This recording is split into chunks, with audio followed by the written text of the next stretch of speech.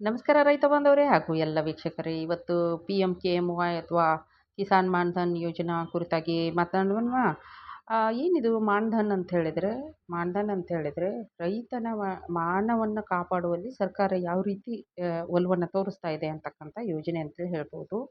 ಇಲ್ಲಿ ಅಂತಂದ್ರೆ contributory pension scheme ಇದು. ಅಂದರೆ ಅವನು ರೈತ, ಯಾವುದೇ ಒಬ್ಬ ರೈತ 60ರ ನಂತರ ಸ್ವಾವಲಂಬಿಯಾಗಿ ಬದುಕಬೇಕು ಅಂತ ಹೇಳಿದರೆ, ಪೆನ್ಷನನ್ನು ಪಡಿಬೇಕು ಅಂತ ಹೇಳಿದರೆ, ಈಗ ನೋಡಿ ರೈತ ಬಾಂಧವರೇ, ಈ ಜಗತ್ತಿನಲ್ಲಿ ಇಬ್ಬರು ಯಾವಾಗೂ ರಿಟೈರ್ಡ್ ಆಗದೇ ಇರೋವಂಥವ್ರು, ಒಂದು ತಾಯಿ, ಮತ್ತೊಬ್ಬ ರೈತ.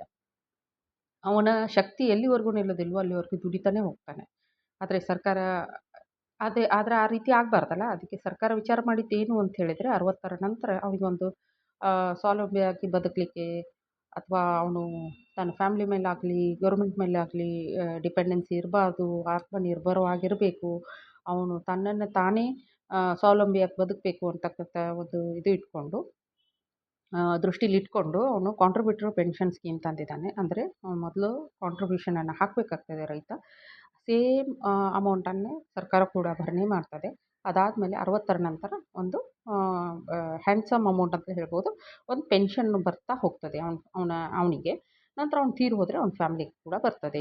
ಹಾಗಾದರೆ ಇದನ್ನು ಯಾವಾಗ ಇದು ಮಾಡಿದರು ಅಂತ ಹೇಳಿದರೆ, ಸೆಪ್ಟೆಂಬರ್ 12, 2019ರಲ್ಲಿ KMY ಅಂದರೆ ಕಿಸಾನ್ ಮಾನ್‌ಧನ್ ಯೋಜನೆ ಅಂತಕ್ಕಂಥದ್ದನ್ನ ತಗೊಂಡು ಬಂದರು.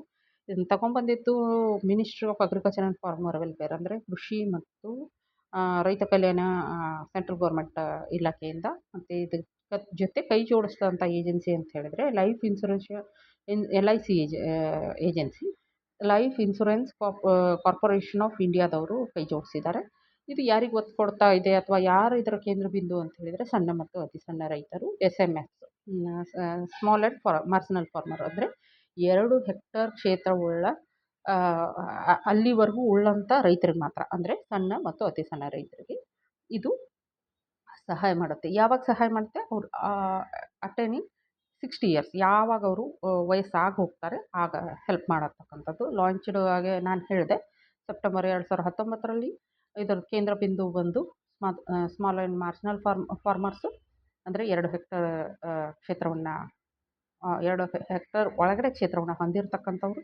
ಇದನ್ನು ಇಂಪ್ಲಿಮೆಂಟ್ ಮಾಡ್ತಾ ಇರೋರು ಕೇಂದ್ರ ಸರ್ಕಾರದ ಕೃಷಿ ಮತ್ತು ರೈತ ಕಲ್ಯಾಣ ಮಂತ್ರಾಲಯ. ಇದನ್ನು ಮುಖ್ಯ ಉದ್ದೇಶ ಅಂತ ಹೇಳಿದ್ರೆ, ಪ್ರತಿ ತಿಂಗಳು ಒಂದು ಪೆನ್ಷನ್ ಅಮೌಂಟು ರೈತರಿಗೆ ತಲುಪಲಿ ಅಂತಕ್ಕಂಥದ್ದು. ಅರೌಂಡು ಒಂದು 3,000ದವರೆಗೂ ತಲುಪುತ್ತೆ 60 ವರ್ಷದ ನಂತರ. ಹಾಗಾದರೆ ಇದರಿಂದ ಏನಾಗುತ್ತೆ ಅಂದರೆ, ಅವನು ಸಾಮಾಜಿಕವಾಗಿ ತಲೆ ಎತ್ತಿ ಬದುಕ್ಬೋದು. ಹಾಗಾದರೆ ಇದ್ರ ಜೊತೆಗೆ ಇನ್ಸ್ಪೈರ್ಡ್ ಯಾವ್ಯಾವ ಸ್ಕೀಮ್ಗಳು ಇದ್ದಾವೆ ಅಂತ ಹೇಳಿದರೆ, ಇನ್ಸ್ಪೈರ್ಡ್ ಸ್ಕೀಮು ಒಂದು PMSYM ಮತ್ತು ಅಟಲ್ ಪೆನ್ಷನ್ ಯೋಜನಾ. ಯಾರೆಲ್ಲ ಇಂಟ್ರೆಸ್ಟ್ ಇದ್ದಲ್ಲಿ ಕಮೆಂಟಲ್ಲಿ ತಿಳಿಸ್ದಲ್ಲಿ ನಾನು ಇದು APY ಅಟಲ್ ಪೆನ್ಷನ್ ಯೋಜನಾ ಮತ್ತು PMSYM ಕೂಡ ತಮಗೆ ಒಂದು ವಿಡಿಯೋನ ಅಪ್ಲೋಡ್ ಮಾಡ್ತೇನೆ. ಈಗ ಆಲ್ರೆಡಿ ನಾನು APY ಮೇಲೆ ವಿಡಿಯೋ ಮಾಡಲಾಗಿದೆ, ಅದನ್ನು ಕೂಡ ಅಪ್ಲೋಡ್ ಮಾಡ್ತೇನೆ. ಲಿಂಕನ್ನು ಕೂಡ ಶೇರ್ ಮಾಡ್ತೀನಿ ಅಂತ ಹೇಳ್ತಕ್ಕಂಥದ್ದು. ಈ 2 ಸ್ಕೀಮ್ಗಳ ಒಂದು ಇನ್ಸ್ಪಿರೇಷನಿಂದ ಈ KMY ಕಿಸಾನ್ ಮಾನ್‌ಧನ್ ಯೋಜನೆಯನ್ನು ತರಲಾಗಿದೆ. ಏನಿದ್ರ ಮುಖ್ಯ ಉದ್ದೇಶ ಅಂತ ಹೇಳಿದರೆ, ಅವನು ರೈತ ಫೈನಾನ್ಷಿಯಲ್ ಸೆಕ್ಯೂರಿಟಿಯನ್ನು ಪಡಿತಕ್ಕಂಥದ್ದು. ಅದು ಓಲ್ಡ್ ಏಜಲ್ಲಿ ಫೈನಾನ್ಷಿಯಲ್ ಸೆಕ್ಯೂರಿಟಿ, ಆರ್ಥಿಕವಾಗಿ ಅವನು ಸಬಲವಾಗಿರಬೇಕು, ಸ್ವಾವಲಂಬಿಯಾಗಿ ಬದುಕಬೇಕು, ಮಕ್ಕಳ ಮುಂದೆ ಅಥವಾ ಗೌರ್ಮೆಂಟ್ ಮುಂದೆ ಕೈ ಚಾಚದೇ ಇರಲಿ ಅಂತ ಇದು ಒಂದು ಯೋಜನೆ. ಮತ್ತು ಇದ್ರದ್ದು ಎನ್ಕರೇಜ್ ಏನಂತಂದರೆ, long term volunteer pension contribution. ಅಂದರೆ ಅವನು ಈಗ ಒಬ್ಬ ರೈತರು 18 ವರ್ಷದವ್ರು ಇದ್ದಾರೆ ಅಥವಾ 40 ವರ್ಷದವ್ರು ಇದ್ದಾರೆ ಅಂದ್ಕೊಳ್ಳಿ, ಆ ರೈತರು ಕಾಂಟ್ರಿಬ್ಯೂಷನ್ನ ಹಾಕ್ತಾ ಹೋಗ್ಬೇಕು. ಬೇರೆ ಬೇರೆ ಕಾಂಟ್ರಿಬ್ಯೂಷನ್ ಬರುತ್ತೆ, ನಾನು ಮುಂದೆ ಹೋಗ್ತಾ ಹೇಳ್ತೀನಿ. 18ರಿಂದ 40 ವರ್ಷದ ಒಳಗಿನ ರೈತರು ಕಾಂಟ್ರಿಬ್ಯೂಷನನ್ನು ಹಾಕ್ತಾ ಹೋದರೆ 60ರವರೆಗೂ ಹಾಕ್ತಾ ಹೋಗಬೇಕು. 60ರ ನಂತರ ಒಂದು ₹3,000 ಪೆನ್ಷನ್ ಪ್ರತಿ ವರ್ಷ, ಪ್ರತಿ ತಿಂಗಳು ಬರ್ತಾ ಹೋಗುತ್ತೆ. ಹಾಗಾದರೆ ಎಷ್ಟಿದೆ ಇದು ಯಾರಿಗೆಲ್ಲ ಅಂತ ಹೇಳಿದರೆ, ಎಕನಾಮಿಕಲಿ ವೀಕರ್ ಫಾರ್ಮರ್ಸ್ಗೆ, ಅಥವಾ 2 ಹೆಕ್ಟರ್ ಒಳಗಡೆ ಕ್ಷೇತ್ರವನ್ನು, ಕೃಷಿ ಕ್ಷೇತ್ರವನ್ನು ಹೊಂದಿರತಕ್ಕಂಥ ರೈತರಿಗೆ ಈ ಯೋಜನೆಯನ್ನು ಮಾಡಲಾಗಿದೆ. ಆಯಿತು. ಇದು ಇನ್ನೇನು ಎಲಿಜಿಬಿಲಿಟಿ ಕ್ರೈಟೀರಿಯಾ ಅಂದರೆ, ಒಂದು 18ರಿಂದ 40ರ ಒಳಗಿರಬೇಕು ರೈತ ಆದವರು, ಅಂದರೆ 18ರ ಒಳಗೆ ಮತ್ತು 40ರ ಮೇಲೆ ಆಗಿರ್ಬೋದು. 2 ಹೆಕ್ಟರ್ ಒಳಗಡೆ ಇರಬೇಕು ಕ್ಷೇತ್ರ. ಅವ್ರ ಹತ್ರ ಆಧಾರ್ ಮತ್ತು ಬ್ಯಾಂಕ್ ಪಾಸ್ಬುಕ್ಕು ಇರಬೇಕಾಗ್ತದೆ. ಮತ್ತು ಬೇರೆ ಯಾವುದೇ ಪೆನ್ಷನ್ ಸ್ಕೀಮಲ್ಲಿ ಬೆನಿಫಿಟನ್ನು ತೆಕ್ಕೊಳ್ಬಾರ್ದು, ಮತ್ತು ಅವರು ಟ್ಯಾಕ್ಸ್ ಪೇಯಿ ಆಗಿರಬಾರ್ದು, ಅಥವಾ ಗೌರ್ಮೆಂಟ್ ಎಂಪ್ಲಾಯಿ ಆಗಿದ್ದು ಪೆನ್ಷನನ್ನು ತೆಗಿತಿರಬಾರ್ದು. ಅಂಥವ್ರಿಗೆ ಇದು ಸ್ವಾವಲಂಬಿಯಾಗಿ ಬದುಕಲಿಕ್ಕೆ, ಅಂತಹ ವೃದ್ಧ ರೈತರಿಗೆ ಸ್ವಾವಲಂಬಿಯಾಗಿ ಬದುಕಲಿಕ್ಕೆ ಇದು ಒಂದು ಅನುಕೂಲ ಮಾಡಿಕೊಡ್ತದೆ ಅಂತ ಹೇಳಿ. ಮತ್ತು ಇವರು ಏನು ಮಾಡಬೇಕು ಅಂತ ಹೇಳಿದರೆ, ಇವರು ಬೇರೆ ಸ್ಕೀಮ್ಗಳಲ್ಲಿ ಇರಬಾರ್ದು ಅಂತ ಹೇಳಿದ್ನಲ್ಲ, ಯಾವುದದು ಅಂತ ಹೇಳಿದರೆ NPS, ESIC, EPFU, income tax payee ಆಗಿರಬಾರ್ದು, ಈ ಥರ ಎಲ್ಲ ಇದ್ದಾಗ ಅವರು ಅಪ್ಲೈ ಮಾಡ್ಬೋದು. ಮತ್ತು ಇನ್ನು ಹೆಂಗೆ ಮಾಡಬೇಕು ಅಂತ ಹೇಳಿದರೆ, ಪ್ರತಿ ಗ್ರಾಮ ಪಂಚಾಯತಿಲಿ ಅಥವಾ ಬೆಂಗಳೂರು ಒನ್ನು, ಬೆಳಗಾಂ ಒನ್ನು ಆ ಥರ ಕಾಮನ್ ಸರ್ವಿಸ್ ಸೆಂಟರ್ಗಳಿರ್ತವೆ. ಅಲ್ಲಿ ಹೋಗಿ ತಮ್ಮ ಸಂಬಂಧಪಟ್ಟ ಕಾಮನ್ ಸರ್ವಿಸ್ ಸೆಂಟರ್ಗಳಿಗೆ ಹೋಗಿ, ಅಲ್ಲಿ ಹೋಗಿ ಆಧಾರು, ಬ್ಯಾಂಕ್ ಪಾಸ್ಬುಕ್ಕು, ತಮ್ಮ ಲ್ಯಾಂಡ್ ಹೋಲ್ಡಿಂಗ್ RTC ಅನ್ನು ಕೊಟ್ಟರೆ ಅವರು ಒಂದು ಒಂದು ಐ ಡಿಯನ್ನು ಕ್ರಿಯೇಟ್ ಮಾಡಿಕೊಡ್ತಾರೆ. ಕಿಸಾನ್ ಮಾನ್ ಧನ್ ಅಂಥೇಳಿ ID KMY ಅಂತಕ್ಕಂಥ ಒಂದು ಐ ಡಿಯನ್ನು ಕೊಡ್ತಾರೆ. ಆವಾಗಿಂದ ಅವ್ರು ಕಾಂಟ್ರಿಬ್ಯೂಟ್ ಮಾಡ್ತಾ ಹೋಗಬೇಕು. ಹಾಗಾದರೆ ಎಷ್ಟು ಮಾಡಬೇಕು ಅಂಥೇಳಿ ಆಧಾರ್ ಲಿಂಕ್ ಇದ್ದಿದ್ದು ಎಷ್ಟು ಇದರಿಂದ ಬೆನಿಫಿಟ್ಟು, ಒಂದು ಅವರು ಆರಾಮಾಗಿ ಆಫ್ಟರ್ 60 ಆರಾಮಾಗಿ ಬದುಕ್ಬೋದು, ಯಾರದೇ ಮುಂದೆ ಕೈ ಚಾಚೋ ಹಾಗಿಲ್ಲ. ಮತ್ತು ಇಲ್ಲಿ ಪಾವರ್ಟಿ ಅವ್ರಿಗೆ ರೈತ ಒಂದು ಸೋಷಿಯಲ್ ಸೆಕ್ಯೂರಿಟಿ ಮತ್ತು ಅವನಿಗೆ ಇದನ್ನು ಕಡಿಮೆ ಮಾಡುತ್ತೆ. ಮತ್ತು ರೂರಲ್ ಇದನ್ನು ಹೆಚ್ಚಾಗಿ ರೂರಲ್ ಏನು ನಮ್ಮ ದೇಶವೇ ಹಳ್ಳಿಗಳ ದೇಶ, ಹಳ್ಳಿಗಳ ಬಡ ರೈತನನ್ನು ಇಲ್ಲಿ ಕೇಂದ್ರೀಕೃತವಾಗಿ ಮಾಡಿಲಾಗಿದೆ ಅಂತ ಹೇಳ್ಬೋದು.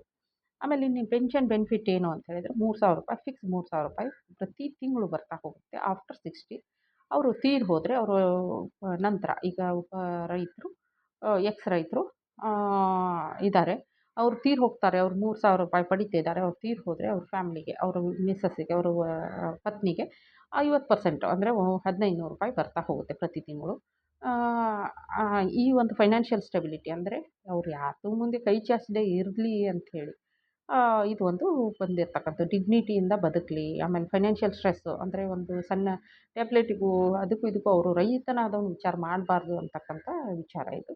ಇಲ್ಲಿ ಈ ಯೋಜನೆಯ ಸೌಲಭ್ಯವನ್ನು ಪಡೆದಂಥ ಟಾಪ್ 10 ರಾಜ್ಯಗಳು, ಇದು ಕೇಂದ್ರ ಸರ್ಕಾರದ ಯೋಜನೆ ಅಂತ ನಾನು ಆವಾಗಲೇ ಹೇಳಿದೆ. ಹಲವಾರು ಯೋಜನೆಗಳು ಬರ್ತವೆ, ಎಲ್ಲರೂ ಯೂಸ್ ಮಾಡ್ಕೊಳ್ಳಲ್ಲ. ಅದನ್ನು ಸದುಪಯೋಗ ಪಡಿಸ್ಕೊಂಡಂಥ 10 ಟಾಪ್ ಸ್ಟೇಟ್ಸು ಅಂತ ಹೇಳಿದರೆ ಬಿಹಾರ, ಜಾರ್ಖಂಡ್, ಉತ್ತರ ಪ್ರದೇಶ, ಛತ್ತೀಸ್ಗಢ, ಒರಿಸ್ಸಾ, ಜಮ್ಮು, ಆಮೇಲೆ ಮಧ್ಯಪ್ರದೇಶ, ತಮಿಳುನಾಡು, ಮಹಾರಾಷ್ಟ್ರ, ಹರಿಯಾಣ. ಎಲ್ಲಿದೆ ಹೇಳಿ ನಮ್ಮ ಕರ್ನಾಟಕ? ಇಲ್ಲ ಅಲ್ವಾ? ಅಂದರೆ ಇದರದ ಅವೇರ್ನೆಸ್ ಇಲ್ಲ. ಅದನ್ನು ವಿಚಾರ ಮಾಡಿಬಿಟ್ಟೆ ನಾನು ಈ ವಿಡಿಯೋನ ಮಾಡ್ತಾ ಇರ್ತಕ್ಕಂಥದ್ದು. ಯಾಕಂದರೆ ಯಾವಾಗ ರೈತ ಖುಷಿಯಾಗಿರ್ತಾನೋ ಆವಾಗ ನಿಜವಾಗ್ಲೂ ಹೇಳ್ತೀನಿ, ನನಗೆ ಒಳಗಿಂದ ಖುಷಿ ಆಗ್ತದೆ ಅಂತಕ್ಕಂಥ ಒಂದು ಭಾವನೆ ಇಟ್ಕೊಂಡು ಇದು ಮಾಡ್ತಾ ಇರೋದು. ಎಲ್ಲ ರೈತರು, ಎಲ್ಲ ಈ ವಿಡಿಯೋನ ಯಾರೆಲ್ಲ ನೋಡ್ತಾ ಇದ್ದಾರೆ ಎಲ್ಲ ರೈತರು ಏನಂತಂದರೆ ಕಾಂಟ್ರಿಬ್ಯೂಟ್ ಮಾಡಿಕೊಂಡು ಪೆನ್ಷನ್ನಿಗೆ ಅರ್ಹರಾಗಿ ಪೆನ್ಷನನ್ನು ಪಡಿಬೇಕು. ಅದರ ಜೊತೆಗೆ ಯಾರೆಲ್ಲ ಜೆನ್ಯೂನ್ ರೈತರಿದ್ದೀವಿ ಪಡಿಬೇಕು.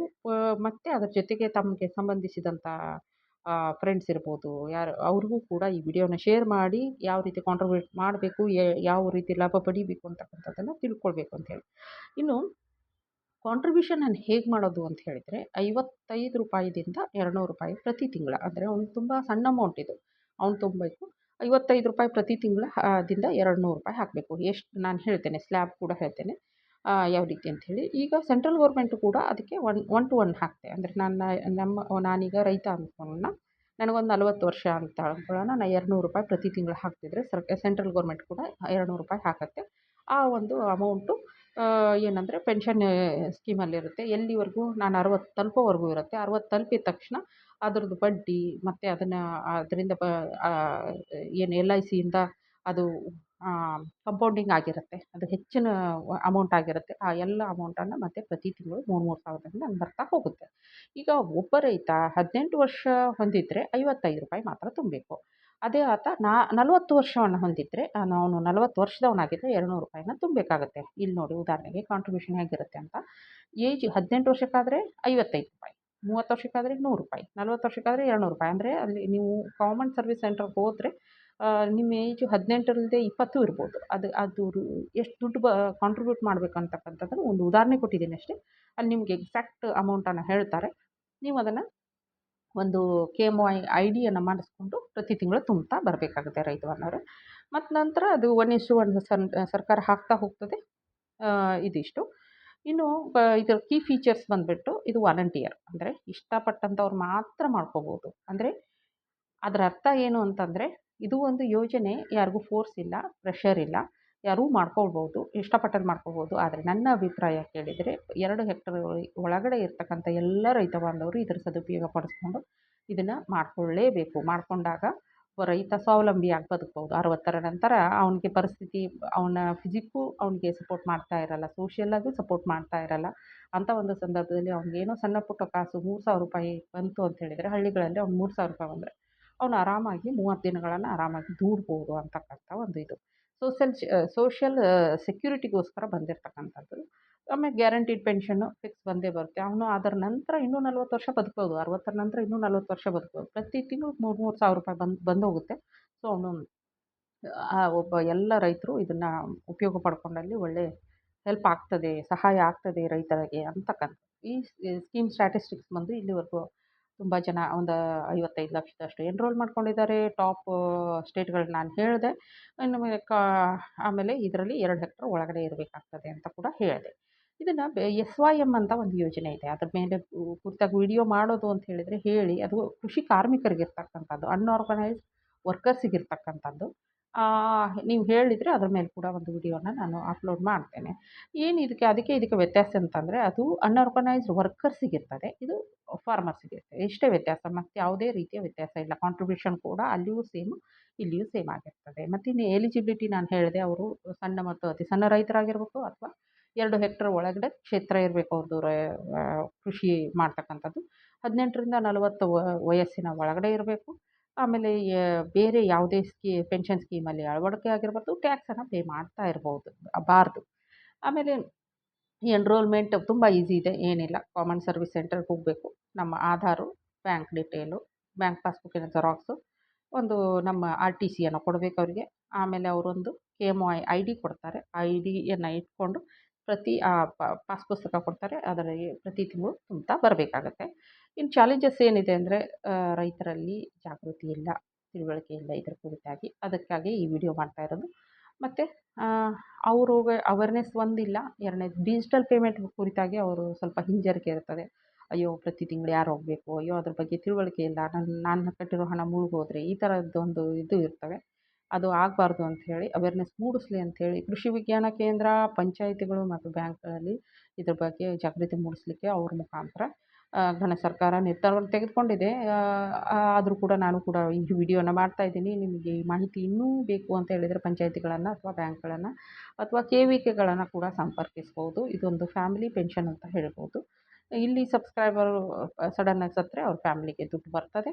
ಮತ್ತು ಅವರು ಇಲ್ಲ ನನಗೆ ಬೇಡ ಅಂತ ಯಾವುದೋ ಹಂತದಲ್ಲಿ ಹೇಳಿದರೆ ಅವ್ರಿಗೆ ಅವ್ರ ಕಾಂಟ್ರಿಬ್ಯೂಷನ್ ಜೊತೆಗೆ ಇಂಟ್ರೆಸ್ಟ್ ಸಿಗ್ತದೆ. ಸರ್ಕಾರದಿಂದ ಏನು ಇನ್ನೂ 1% ಹಾಕಿರುತ್ತಲ್ಲ, 1:1 ಇದೆ. ಅಂದರೆ ನಾ ಒಬ್ಬ 18 ವರ್ಷದ ರೈತ ಅಂತ ಹೇಳಿದರೆ ₹55 ಹಾಕಿದರೆ ಅವರು ಸರ್ಕಾರ ಕೂಡ 55 ಹಾಕುತ್ತೆ ಪ್ರತಿ ತಿಂಗಳು. ಮತ್ತು ನಾನು ಮಾರನೇ ತಿಂಗಳು 55 ಹಾಕಿದಾಗ ಸರ್ಕಾರ ಕೂಡ 55 ಹಾಕಿರುತ್ತೆ. ನನಗೆ ಬರೋದು ಏನಂತಂದರೆ, ನಾನು ಕಟ್ಟಿರೋ ದುಡ್ಡಿಗೆ ಬಡ್ಡಿ ಸಮೇತ ಬರ್ತದೆ. ಸರ್ಕಾರ ಕಟ್ಟಿರೋ ದುಡ್ಡು ಬರಲ್ಲ, ಮಧ್ಯದಲ್ಲಿ ನಾವು ವಿತ್ಡ್ರಾ ಮಾಡಿಕೊಂಡ್ರೆ. ಇದು ಇಷ್ಟು ಪೆನ್ಷನ್ ಕುರಿತಾಗಿ 50% ರೈತರಿಗೆ ಬರ್ತದೆ ಅಂತ ನಾನು ಆಲ್ರೆಡಿ ಹೇಳಿದೆ. ಇನ್ನು ಸಮ್ಮರಿ ಅಂತ ಹೇಳಿದರೆ ಇದು ಫೈನಾನ್ಷಿಯಲ್ ಸೆಕ್ಯೂರಿಟಿ. ಬಡ ರೈತ 60ರ ನಂತರ ಬದುಕಬೇಕು ಅಂತ ಹೇಳಿದರೆ ಅವನಿಗೆ ಸಪೋರ್ಟ್ ಮಾಡಲೇಬೇಕು. ಕೆಲವೊಮ್ಮೆ ಅವ್ನ ಫ್ಯಾಮ್ಲಿ ಮಕ್ಕಳಾಗಲಿ ಸಪೋರ್ಟಿಂಗ್ ಇರಲ್ಲ, ಅಥವಾ ಎಲ್ಲ ಹೆಣ್ಮಕ್ಳಿದ್ದು ಎಲ್ಲ ಮದುವೆ ಆಗಿ ಹೋಗ್ಬಿಟ್ರೆ ಅವನು ಬರಿದಾದ ಕೈಯಲ್ಲಿ 60ರ ನಂತರ ಬದುಕೋದು ಕಷ್ಟ ಅಂಥೇಳಿ ಈ ಯೋಜನೆ ಬಂದಿರೋದು ರೈತರು. ಕಾಮನ್ ಸರ್ವಿಸ್ ಸೆಂಟರ್ ಮುಖಾಂತರ ಇದನ್ನು ಹೆಲ್ಪನ್ನು ತೆಗೆದುಕೊಳ್ಳಿ ಅಂತ ಹೇಳ್ತಾ, ಡಿಗ್ನಿಟಿಯಿಂದ ಬದುಕಬೇಕು, ರೈತ ಸ್ವಾವಲಂಬಿಯಾಗಿ ಬದುಕಬೇಕು. ಯಾವಾಗ ವಯಸ್ಸಿದ್ದಾಗಲೂ, ವಯಸ್ಸು ಮೀರಿದ ಮೇಲೂ. ಆಮೇಲೆ ಇದು ತುಂಬ ಅಫೋರ್ಡೆಬಲ್ ಕಾಂಟ್ರಿಬ್ಯೂಷನ್, ಅಂದರೆ ₹50, ₹100, ₹200 ತುಂಬ ಅಫೋರ್ಡೆಬಲ್ ಕಾಂಟ್ರಿಬ್ಯೂಷನ್ ಇರುತ್ತೆ, ಮಾಡ್ಕೊಳ್ಬೋದು.